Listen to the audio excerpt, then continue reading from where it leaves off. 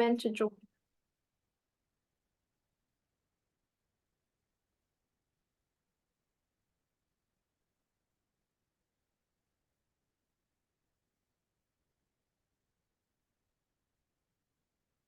So we are still waiting for a few people.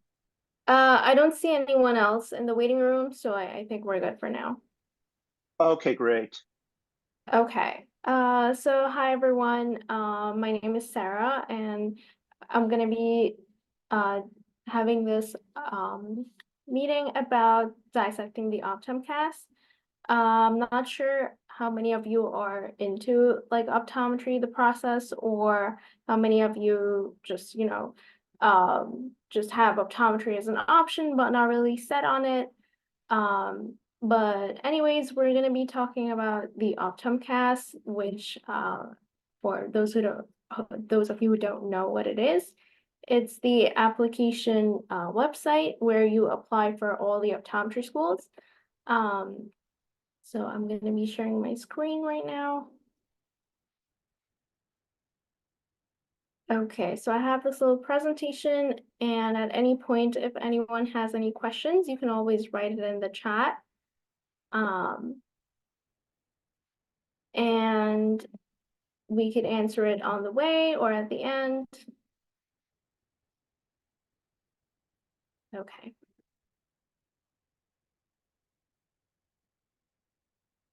Okay, so again, the OptoMCAS is where you apply to all the optometry schools. So it is just one place and you apply to all of them. There are 24 optometry schools right now. So you could apply to any number you want through this application like platform.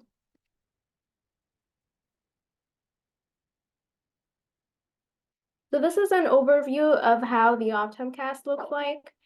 There are four main sections at the top. My application is where most of your work is going to be. And that is also divided into four subsections, and we're going to talk about each section individually. And then the add program section is where you obviously add the optometry schools that you would like to apply to. And submit application is where you're going to submit the applications, and it is individualized. So you have to submit each school individually, but all in the same place. And then the check status bar is where you check if your application's submitted, if your OAT scores are received, if your transcripts are received, etc. So these are the four main parts under the My Application tab, which is, as I already said, the place where you'll mostly be at. So this is the first section, the personal information. So this section is meant to be just to know who you are. Just like straightforward questions, most of these are one word or yes or no or drop down. So nothing really too much to worry about here. The only subsection here I would say is important is the other information tab. The other information subsection has some COVID questions. These are the essay questions that you would have to answer for the COVID-19 pandemic. So they basically ask you if your institution offered any online classes during this time. And if it does, you just have to list what classes or labs and what semesters. So that's the first question there. Should be pretty straightforward for that one. And then for the second question about the coronavirus pandemic, that is to ask if your institution had the same grading system or was it any different? Because I know some schools change it to like pass fail or something like that. I believe Hunter in most of the classes stayed the same doing the letter grade. So I don't think that should be an issue again. And so again, you just have to list everything. I personally, in my application, I just wrote at the beginning that my institution did not change the grading system, and then I listed all of the courses I took during the shutdown. And then the third question about the COVID pandemic is that this one's a little more personal, a little more essay-like, I would say. So this is how the COVID affected you personally in three ways. So academically, professionally, and personal life.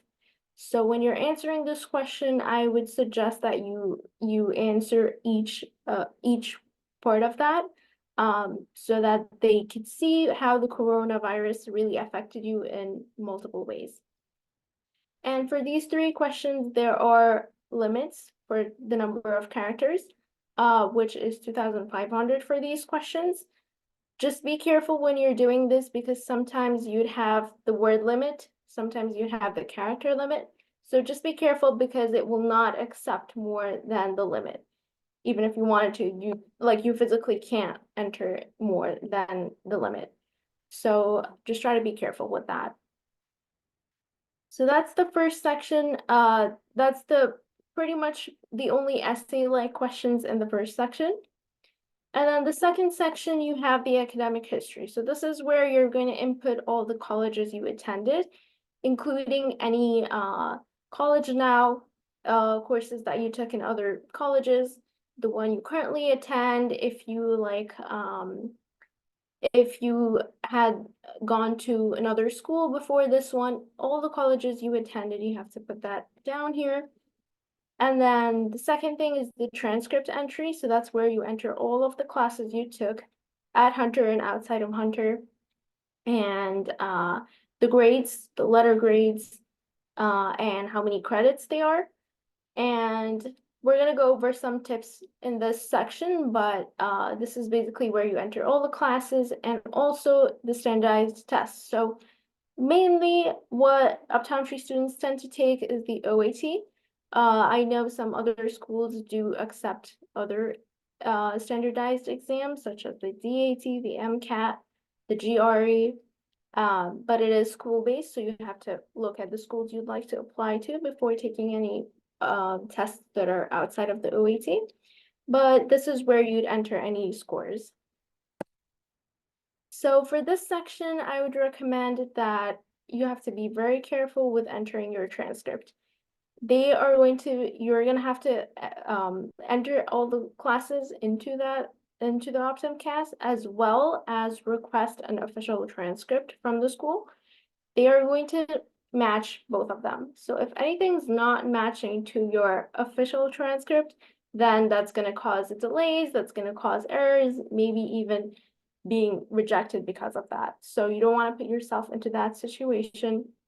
So what I did, what the Pre-Health Society recommended for us as students to order a copy of our official transcript for ourselves. That's different than the one you would order for the OPTOMCAS itself. Just for yourself, so you could input all the classes from the official transcript. Obviously, you do have access to the unofficial transcript, but most of the times I would say it is the same, but sometimes it might be different. The codes of the classes might be slightly different, something like that. So I would say stay on the safe side and order an official transcript for yourself when you're entering the classes. And yeah, as I mentioned already, some schools accept other standardized exams other than the OAT, but usually it is the OAT. And they will ask you when you took the OAT, and obviously the score you got for each subsection of the OAT, so you have to input that. And if you did not take the OAT before applying, that's totally fine.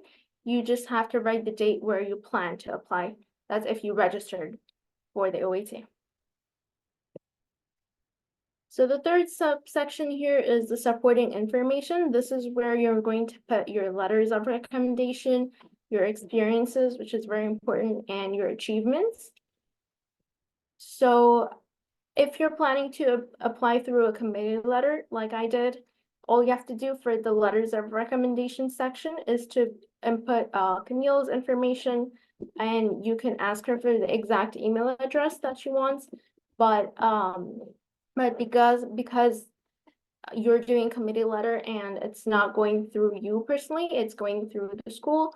So you just have to input the school's information. You don't have to put each individual letter writer's information. But if you're not doing committee letter, then you can just input each recommender's information separately. And for the experiences section, this one is, I would say, the most time-consuming part of the application in terms of preparation. You'll have to gather all your experiences that you did. You're gonna have to specify them, like categorize them into types. Like, is it shadowing? Is it volunteer? Is it a paid employee, like a paid position? Things like that. And then you're gonna need like the title of the supervisor, the location, some details about them, and the start and end dates for that. If you're still doing it while applying, that's totally fine. You can just write to present, or I think you can leave the end date empty. And then for each experience, you're gonna have to write a small paragraph on what you did in that experience and what you learned. This one is, again, it's a relatively short paragraph. It's only 600 characters, which I would say is around 3 to 4 sentences. So it's really not that long, and it might seem like, oh, it's a good thing, but sometimes it could be a little tricky to enter so much information into a very small character limit. So you want to be a little bit straightforward. You want to really go into the details of what you did in those experiences, not just say, oh, I was watching an optometrist, I was just seeing what a day in the life of an optometrist is. That's good things, but you want to say what you learned from it, like personally. So you want to make this section very unique, because this is basically where your application becomes, stands out from the others, because every person has different experiences and different things that you learn through these experiences. So this is where you can really reflect. Yeah, for experiences, some people think that you only should write experiences that are related to optometry. That is not true. Enter all your experiences that you had through the college period. You could put things like volunteering. You can literally write anything, like anything that relates and does not relate to optometry. I would say just try your best to limit it to things that you could expand on. If you did something for like a day or a few hours or something, it might be beneficial for you. You can write it down, but you need to have enough experience with it that you could write a paragraph about it. And again, in the interviews, they are going to ask you about these experiences, so you need to be able to expand on it even more than what you wrote in the application. And you have to really go into the details of what you learned from it. So yeah, just be careful with this section. And the achievements section is the last part in this section, and this is where you basically enter any scholarships you got, any awards, also the dean's list, yeah, any achievements you had.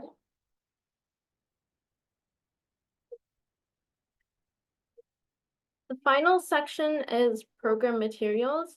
This is very school specific. So this is where you're going to be entering what schools you'd like to apply to. And then based on the school, like if you click on each one, it's gonna give you a different set of questions, and we're gonna go over that. But the schools that I applied to are Salis and NECO, which is New England, and SUNY. So this is what it's going to show up here, because these are the schools I applied to. So yeah, these are going to include things about admissions. Some of the schools want you to match each course prerequisite to the course you took. Some schools want you to write essay questions. It also has the deadlines for the applications for the OAT, for any additional exams like we're going to see in a second. So I'm just going to share the questions that were there for the 3 schools I applied to. So the first one is the Pennsylvania College of Optometry at Salis. For each school, they're going to ask you about the personal statement. So the personal statement is around 4,500 characters, which is, I would say, around a page long, maybe 4 to 5 paragraphs. So the personal statement is one of the most important things I would say that would make your application stand out. Make sure you like take your time with it. You let more than one person to review it, give you feedback. It's not one of those things that you're gonna do, just write something and submit it. No, you're gonna have to pre-write it, like rewrite it a lot of times to perfect it. And again, they ask about this in the interviews. Try to make it unique, try to make it really personal so you could stand out with your application. So basically, the personal statement is why you want to become an optometrist, what motivated you to go into that path, and what your future goals are. So again, you'd want to address each of these and be really thorough with your explanation. So that's one of the questions that they ask at Salis. That was the only like essay questions. There are other questions like, what other schools you applied to? Do you know anyone who went to Salis? Other random questions, but this is the essay question that they have. And also something unique about Salis, and a few of other schools, but not the ones I applied to. Salis requires the Casper exam. I'm not sure if you guys know what it is, but it's a situational judgment exam. And I know there's another session for explaining the Casper and how to study for it and all of that. But here's a quick link that that will give you a little bit of explanation about the exam, what to expect, stuff like that. So yeah, this is unique to Salis from the schools I applied to, but I know a few others do that too. So there in that section, you're gonna also see the deadline for the Casper, a little more information about it, things like that. The second school I applied to was NACO, which is New England College of Optometry, and this one had a little different questions. Again, the personal statement was one of them. Another unique one for NACO was why NACO? So a few other schools also ask why this institution. You have to really dig deep into their website, their mission, their statement, what their goals are, and you want to try to align it with your personal goals. This can tend to be a little vague, but try to make it as personalized as you can using your experiences, what you are looking for in a school. So this is 1,500 characters, which is not that long, again, around a paragraph or two.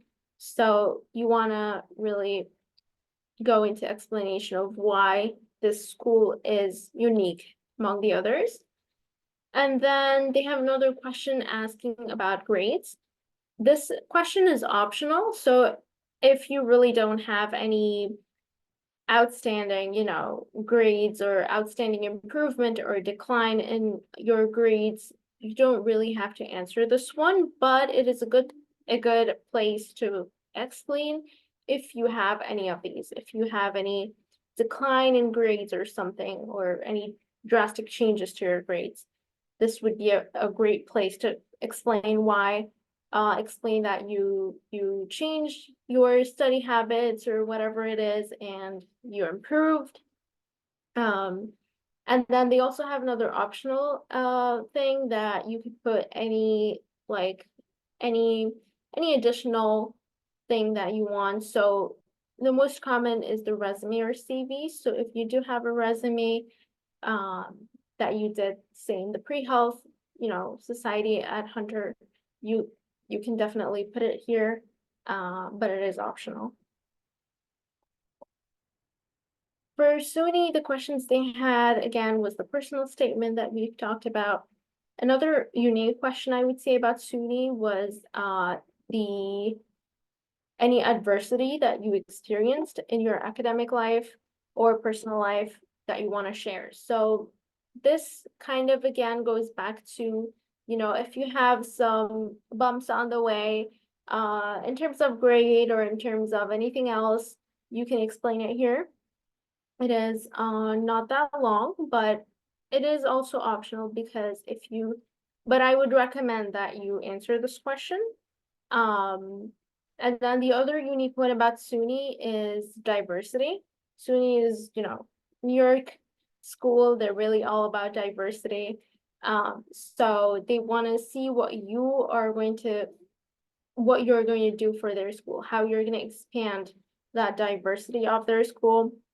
And as you can see, you could talk about a bunch of different things, and they give you examples. You could talk about your culture, your religion, your neighborhood, school, sports, clubs, anything that would add to the diversity of the school, you could write here. And 2,000 characters is around like 3-4 paragraphs. So it is really enough space for you to expand on diversity. And then they also have another question about leadership. This one's rather shorter. This is 50 to 200 words. But if you have any experience in leadership, even if it does not relate to optometry, you could write it in here. You could explain how you portrayed, leadership in these experiences, things like that. So something like tutoring, if you did peer tutoring at Hunter, or what else? Mentoring, like under the PHMI, any leadership roles that you have, either paid or not paid, anything is fine. These are the questions they have for SUNY. And then for this whole process of applying, you're going to have a lot of questions coming up, and they know that. So they have a link, and I can copy paste this into the chat as well. But this link is to help you answer any questions that you have for each section. So let's say for entering your transcript, as I said, it is a very specific way of entering it. So if you have any questions about it, how to enter a class, or if you should even enter it, or any questions about transcript, for example, entry, you can find here. So it is like divided by sections, and at any time you can go to this link and it'll help answer any questions you may have. And I used it more than once, so I just had it on there just so you know. I'm sure it's gonna help you. Okay, so that's a quick breakdown of the OpTOMCAS. If you guys have any other questions, any questions we're gonna answer now, but you can write it on the chat, you can raise your hand, just unmute, do whatever it is. But after this session, any additional questions you have for me, here's my Hunter email. You can email me at any time. I'll be happy to answer any questions you have. There was one question that came from Namira Zaman a while back, and that is, are the COVID prompt questions mandatory? The COVID questions, I can take a look and see if they were mandatory, but I believe this whole application, there's nothing really mandatory. But it is, it is a great place for you. Each essay question you have is a great place for you to expand on and make your application unique. Because if they make everything optional and nobody's gonna fill out any of these, then how is it gonna make you stand out, right? So even if it's not optional, even if it is optional, I'm sorry, I would still do it. But I can take a look at that for you right now and see if it's actually mandatory.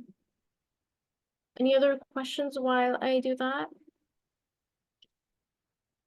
There's nothing in the chat at this moment. Okay, so if anyone has any questions right now, you can put it in the chat or unmute. Okay, so the COVID questions are not, they don't have an asterisk on them. They're not mandatory. So yeah, they are optional, but again, I would do it. If you guys want, I can share my screen to the OPTOMCAS and show you a little bit around and how it is.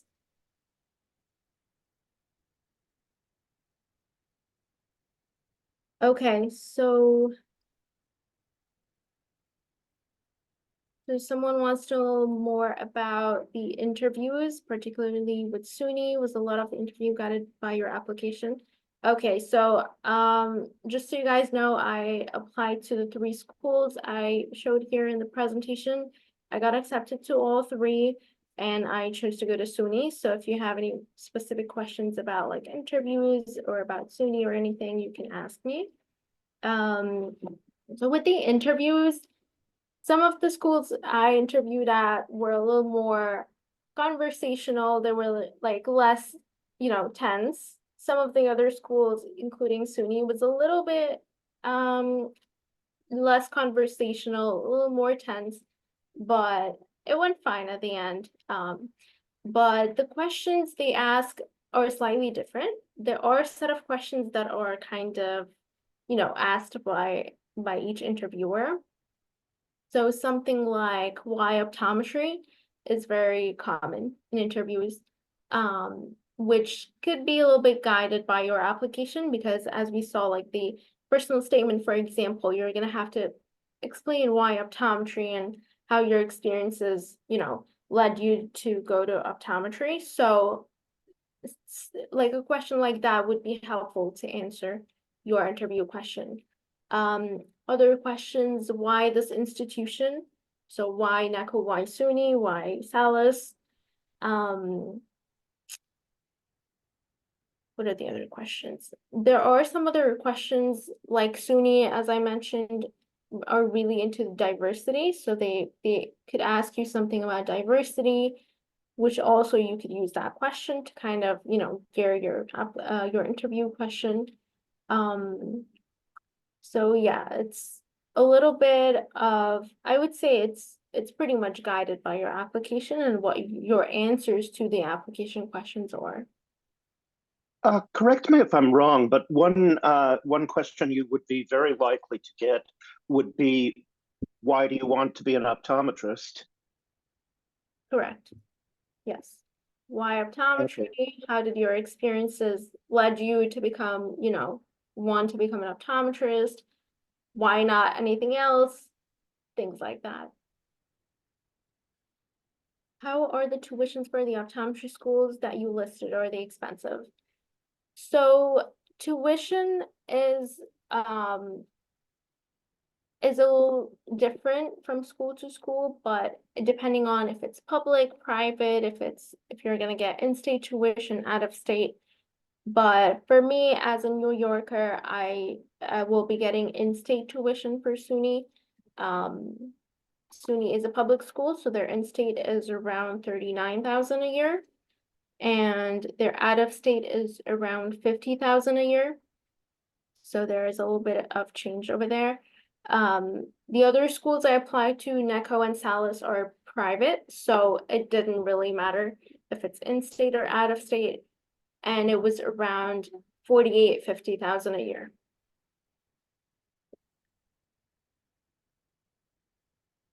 Yes, shadowing should go under the experiences section. Anything that you have done, anything that you have on your resume, for example, you would put that under the experiences section. How long did it take you to complete the application from start to finish? So, as I mentioned before, I did do the committee letters, so we had deadlines with the committee letters. So January 15 of last year was the deadline for me to submit the committee letter application. So it kind of, forced me to work on it early on.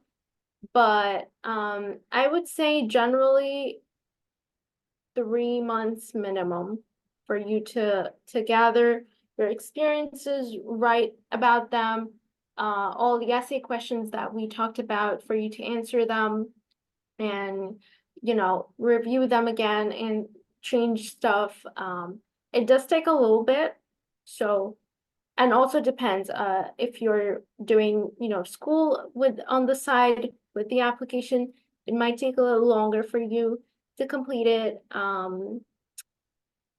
The personal statement is something that took a little more time for me because it is the longest essay question. It is 4,500 characters. So it is around a page. Just working on that took a little more time. So yeah, I would say minimum 3 months. Can you use scholarships to pay for tuition? So scholarships with optometry schools are a little bit different.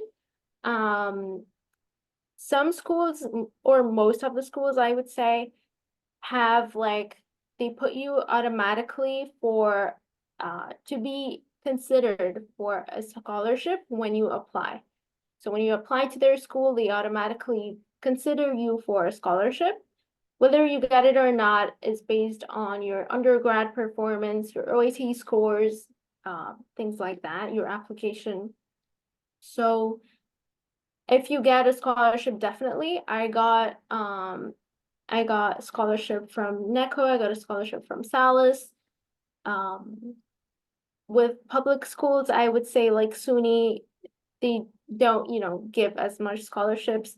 But there are options. So yeah, when you apply to the schools and they reply to you, they'll give you the scholarship offer, and then you could decide.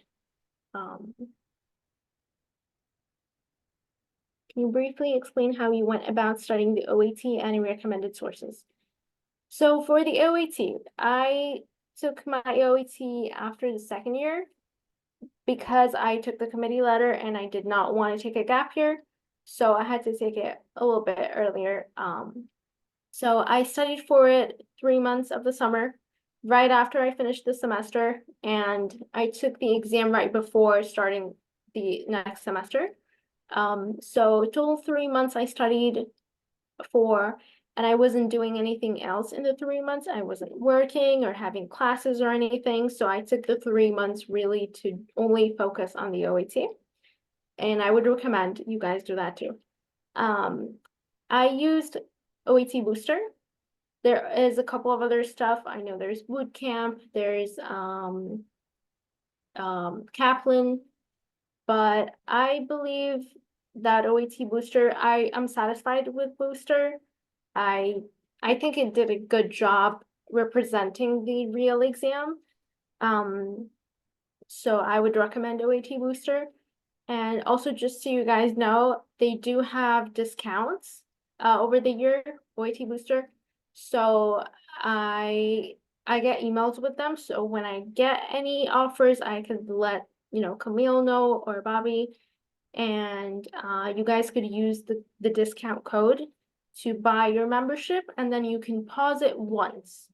So let's say you buy it now, you want to start studying in June. You can pause your membership from now to June, and then whenever you want to start studying, you can resume and start using it. So that's a good option for OAT Booster. I don't have much information about the other resources. So yeah, if you have questions about Booster, I can help with. When did you take the Casper? How did it fit into your application cycle? What was your experiences with it? So the Casper was a little bit of a challenge, not because it's hard, but because it's not like anything I've done before. It's not really questions that you like answer on a piece of paper or anything like that. It's basically a mix between video recorded questions and answers and written. So it is a little bit like you can't really study for it, but you could practice. You could prepare yourself in certain ways, but there's no material to study from. When did I take it? I took it around I took it around September, August, September of last year. It was right after I applied. You could apply without taking the Casper, like before taking it, and then after applying, you could take the exam and then send your scores. You could do that as well. My experience with it, I think it's just an additional, it's not the most important thing, I would say. If you have a pretty solid application, your grades are good, GPA, OAT scores, I would say, you have a good chance of getting in, even if you don't do your best with the Casper. But you could really use it to boost your application. Like, let's say your application is half-half, you can really use the Casper to boost your application and make it unique.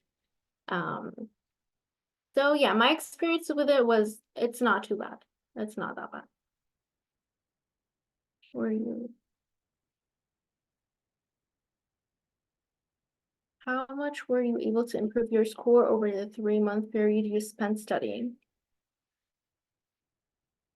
I'm not exactly sure of what the question means, but so I would say I took the first month and a half just studying, doing some questions, practice questions here and there, but not really doing like practice exams, the whole, 5, 6, 8 hours.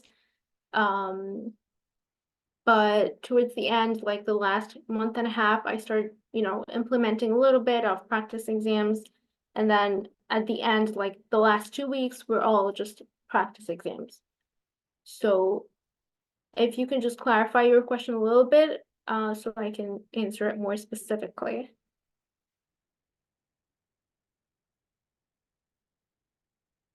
Okay, yeah, so Bobby just posted the link for the OAT booster. Um, and if you go into that link, sometimes I think they have one for April, like the spring coming up. They do have one of the biggest discounts over the year. So you could definitely make use of that if you're studying for the OAT this year. Okay, any other questions?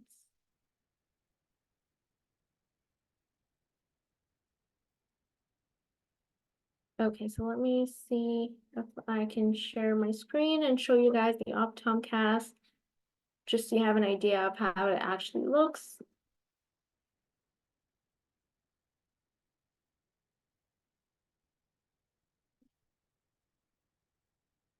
Another really, really important advice with the application, like if you could just, take one thing from today's session, apply early. Apply as early as you can. The OptoMCAS, the optometry school applications open up around July. So please, if you can submit like as fast as you can, that's really gonna make a difference with your application acceptances. And I would say around November. November is when you're gonna start becoming a little late. The deadline is not until March of the year after, but I would not stay that long. Definitely before November is kind of the soft deadline, I would say. But the earlier the better. I applied right when the application started because again, I had the committee letter, I had everything ready. So once it opened up, I just, filled it out and submitted it, but that does not mean that you should not work hard for it. You should not really concentrate on it. Take your time with it, but just don't take too much time. Okay. Do you know any good volunteering places, specifically optometry related? Okay, so for volunteering, I did a few things that I could share. So I did something called the Rainbow Vision. Um, it's basically doing free eye exams and providing free eyewear for immigrants, recent immigrants, and asylum seekers. So, they just came, they don't really have any resources, no insurance, stuff like that. So we do free eye exams for them. I think they just had one over last month or something, but if you're interested in that, you can definitely search it up. I'm gonna put the link. And I know the pre-optometry club at Hunter, they do talk about it in the group chat when they have one. So you might want to join the group and so you can know more about any opportunities like this. Let me just look at the link.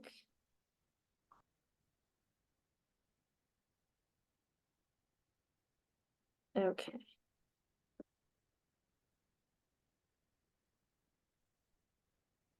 Okay, so I'm just gonna post it here on the chat. And again, it's called the Rainbow Vision.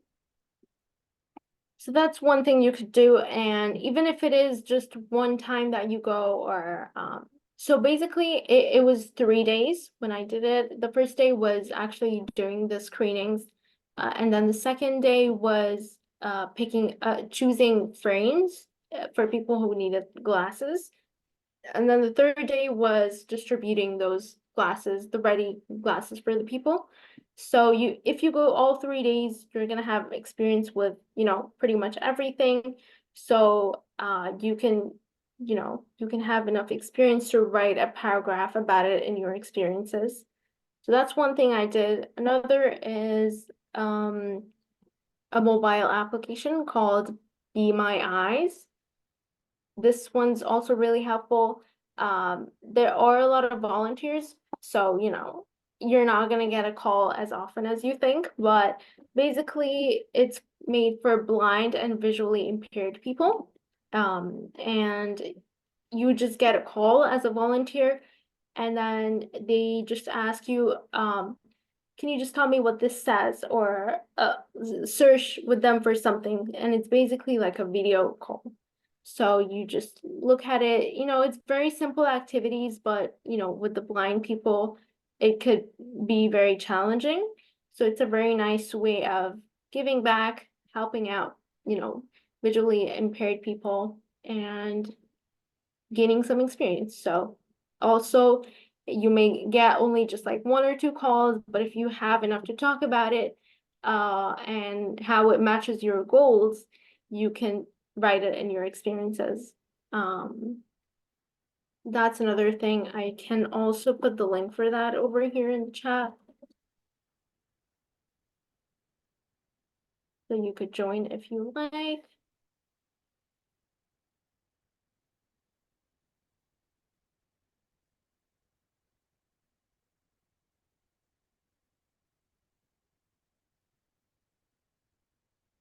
So that's the other one. Another big thing with experiences that are optometry related is shadowing. If you shadow an optometrist, all you do is just look at what they do. You don't really interact, but it is very helpful personally and for your application. Um, Personally, how I chose optometry, it started from shadowing. Just really liked, a life of an optometrist, what they did. So for you to gain more information about the type of career you're getting yourself into, shadowing is very helpful for that. And also it's a great experience. I know some schools require at least like a certain number of hours of shadowing. I think around like 25 hours, which is not too much, but if some schools require it, meaning it's important. So that's another experience you could take advantage of. Thank you, Jesse. Okay. Any other questions?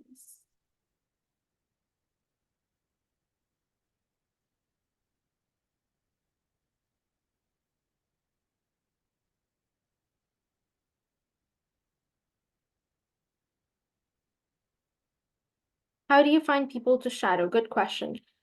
It depends on obviously where you live or how far, you'd like to travel for shadowing, but a very helpful thing that you could do is actually shadow at SUNY. SUNY does have their eye center for patients.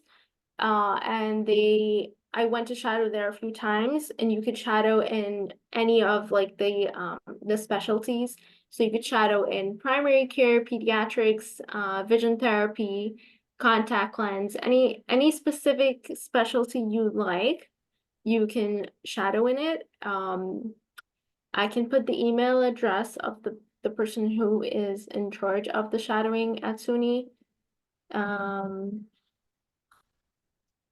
And she's very nice. You just tell her, I'm interested to shadow. That's pretty much all you have to do, and just choose a day to go. Usually it's kind of like a one-time shadowing experience. So if you would like to go again, you just email her again, set up another time.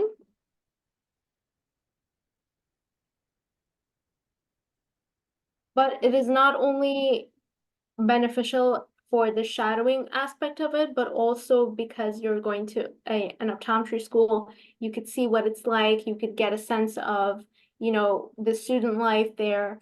And you are shadowing like a second or third year optometry students, so you can get into contact with them, ask them, about their experiences, things like that. So that's a very beneficial opportunity, I would say, for shadowing. What else? Honestly, with shadowing, you can literally just ask your personal optometrist, which is what I did. Just schedule an eye exam, even if you think you don't need it. Go at the end of the exam, just ask your optometrist that you're interested, if you could shadow. Most optometrists don't mind, so you will not lose anything asking. And yeah, I would say just see any optometrists around you in the area or the place you live in or next to school or anything, and you could just shadow there. Nothing much to do about it. Yeah, so similar question to that. So the shadowing experiences I had was at SUNY, and my personal optometrist. Um, yeah,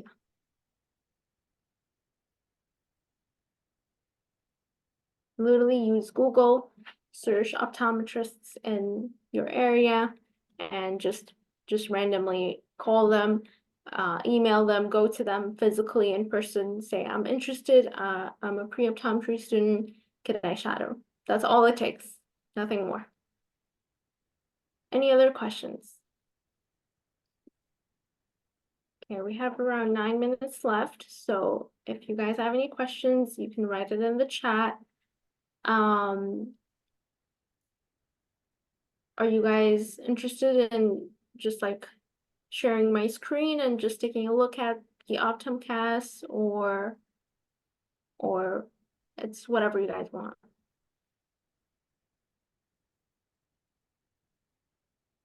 Okay.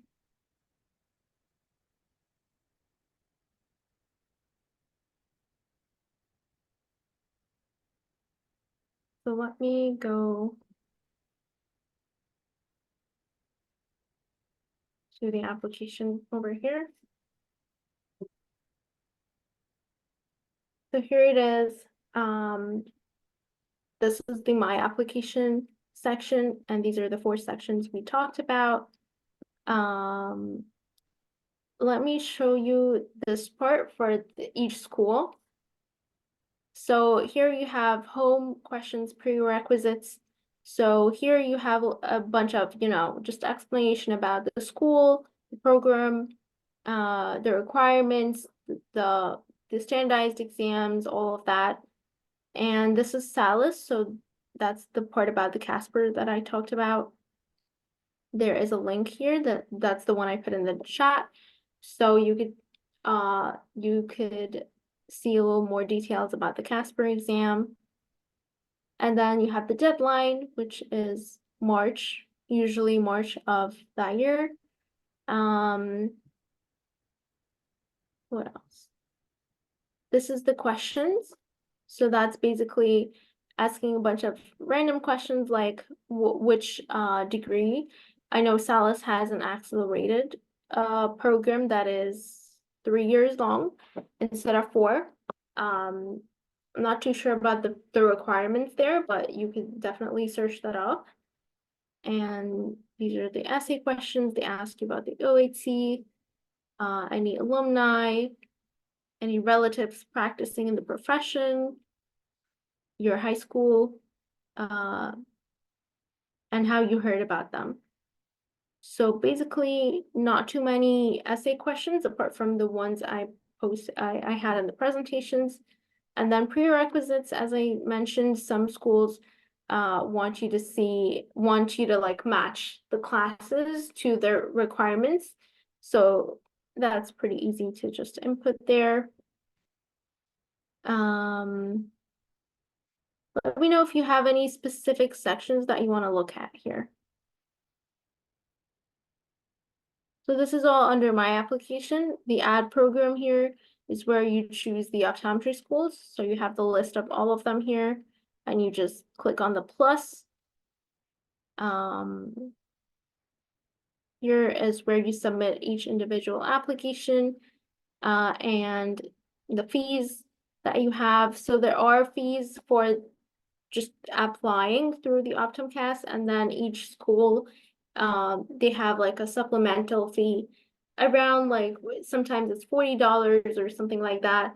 So this is where you could make your payments here, have a record of your applications and deadlines, and you can even download your applications.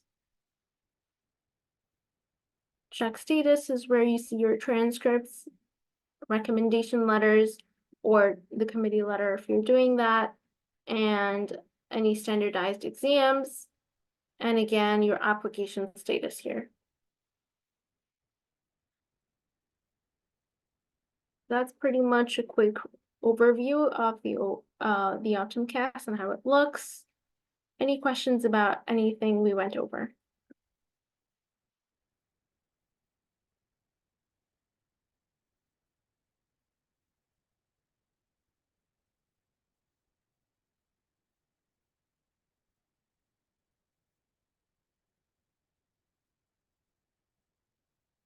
I'm also going to post my email address here in the chat.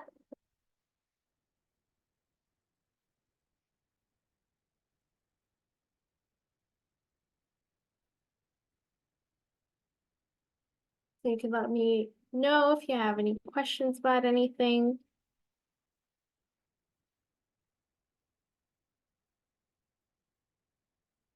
Any last minute questions?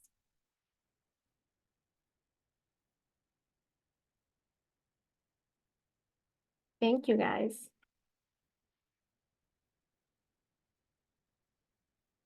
What do you think made you stand out as an applicant? Was it grades or experience?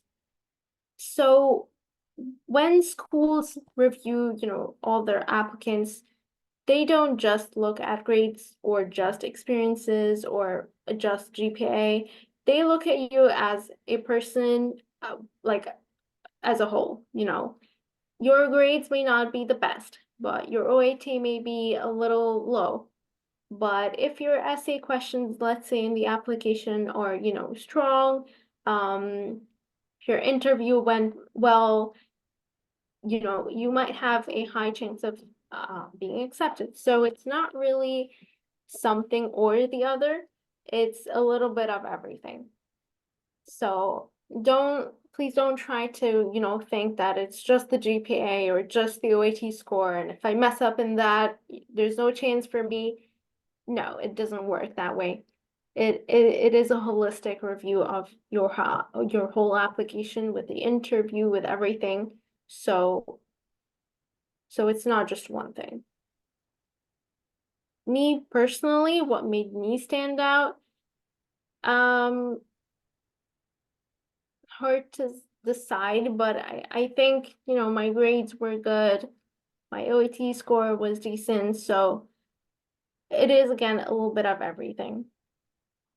You may have a perfect GPA and a perfect OAT score, but the interview was just not okay.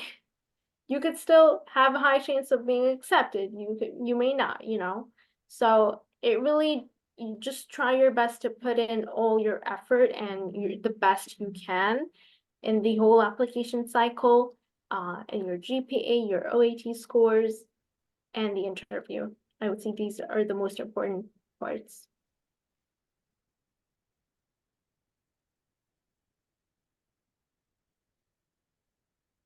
Okay, if we don't have any other questions, we could just end the session. And again, I put my email address. You could shoot me an email if you have any additional questions after the session.